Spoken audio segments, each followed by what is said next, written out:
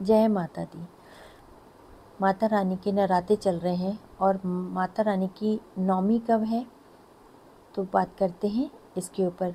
चैत्र नवरात्रि का जो 9वां दिन है वो माँ सिद्धिदात्री का है। इस दिन माँ सिद्धिदात्री माता रानी की पूजा की जाती है। पूजा की विधि, कथा, मंत्र, आरती सब कुछ बहुत ही महत्वपूर्ण होती है। तो माता रानी की बहुत सारी चीज़ें हैं जिनके बारे में आज हम बात करेंगे और रोमांचक कथाएं हैं बहुत, उनके बारे में हम बात करते हैं। पौराणिक मान्यताओं के अनुसार ब्रह्मांड के प्रारंभ में भगवान भोलेनाथ ने देवी आदिशक्ति पराशक्ति की आराधना की। भगवान शिव ने माँ सिद्धिदात्री की कृपा से 8 सिद्धियों को प्राप्त किया था। कमल पर बैठने वाली माँ सिद्धिदात्री लाल साड़ी में सुशोभित रहती हैं। माता रानी को लाल रंग बहुत प्रिय है। माता के चारों हाथों में सुदर्शन चक्र, शंख, गदा और कमल रहता है। नवरात्रि पूजन के आखिरी दिन यानी कि नवमी को दुर्गा जी की 9वीं शक्ति माँ सिद्धिदात्री की उपासना होती है। इस बार नवमी की जो तिथि है वो आ गई है। आज नवमी की तिथि है। आज हम माँ सिद्धिदात्री की पूजा अर्चना करेंगे। माता रानी सिद्धियों को देने वाली हैं। इस दिन जो भक्त विधि विधान से पूरी निष्ठा के साथ माता की पूजा करता है और उनकी सभी सिद्धियों की प्राप्ति हो जाती है उसको।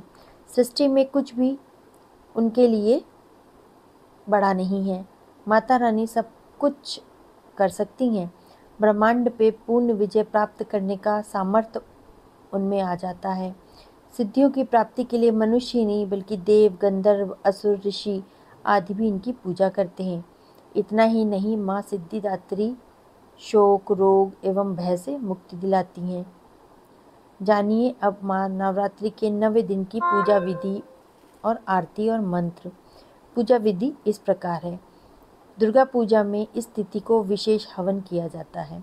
यह 9 दुर्गा माँ का आखिरी दिन भी होता है और इस दिन माँ सिद्धिदात्री के बाद अन्य देवताओं की भी पूजा की जाती है।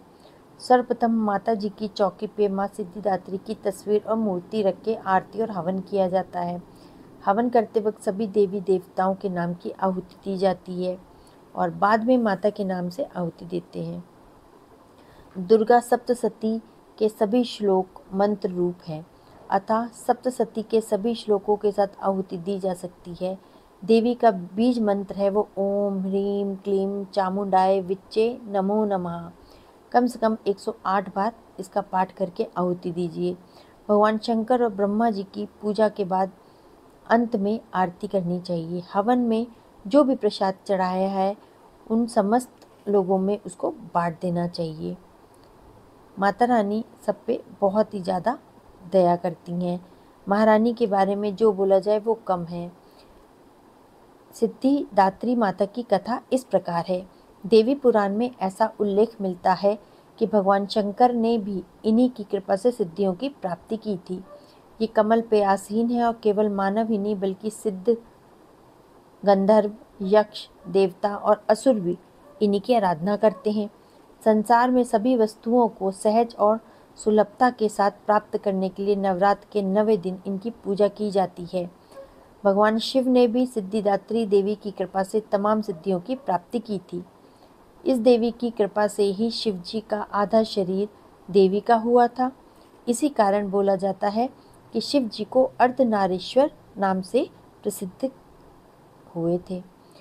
इन देवी की पूजा, ध्यान, स्मरण हमें इस संसार की असारकता का बोध कराते हैं और अमृत पद की ओर ले जाते हैं। माता रानी की आरती इस प्रकार है। जय सिद्धिदात्री तू सिद्धि की दाता, तू भक्तों की रक्षक, तू दासों की माता। तेरा नाम लेते ही मिलती है सिद्धि, तेरे नाम से मन की होती है शुद्धि। कठिन काम सिद्ध कराती हो तुम, जब भी हाथ सेवक के सर धरती हो तुम। तेरी पूजा में तो ना कोई विधि है, तू जगदम्बे दाती तू सर्व सिद्धि है। रविवार को तेरा सुमिरन करे जो मेरी मैया, तेरी मूर्ति को ही मन में धरे जो मैया। तुम सब काज उसके कराती हो पूरे, कभी काम उसके रहे नाही अधूरे। तुम्हारी दया और तुम्हारी यह माया, रखे जिसके सर मैया अपनी छाया।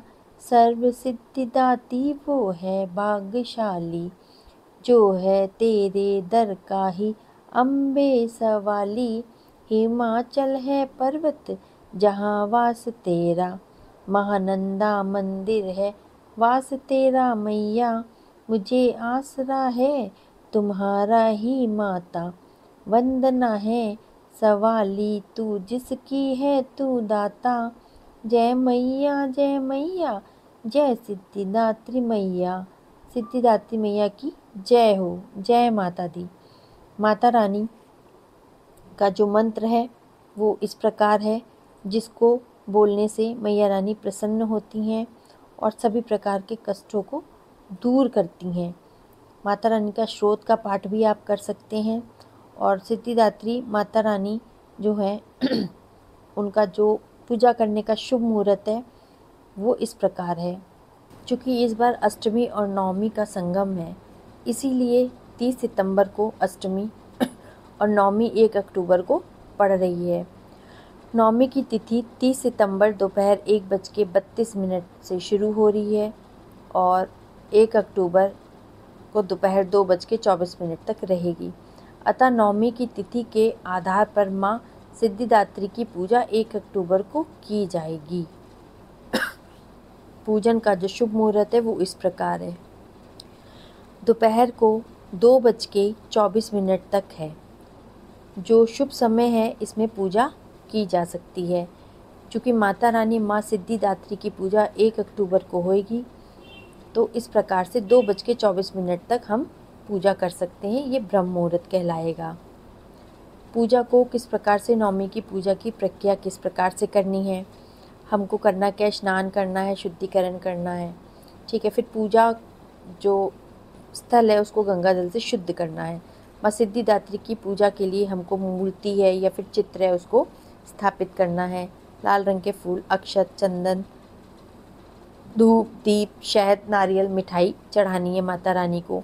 और मंत्र का जाप करना है, ओम देवी सिद्धि दात्रे नमः। इस मंत्र का जाप करना है, माता रानी अधिक प्रसन्न होती हैं। माँ को तिल या फिर सफ़ेद मिठाई का भोग लगाना है। हवन करना है। नवरात्रि के अंतिम दिन हवन करने से नकारात्मक ऊर्जा जो है वो दूर हो जाती है, नष्ट हो जाती है। देवी को प्रसन्न करने के लिए हवन करना बहुत ही अनिवार्य माना जाता है।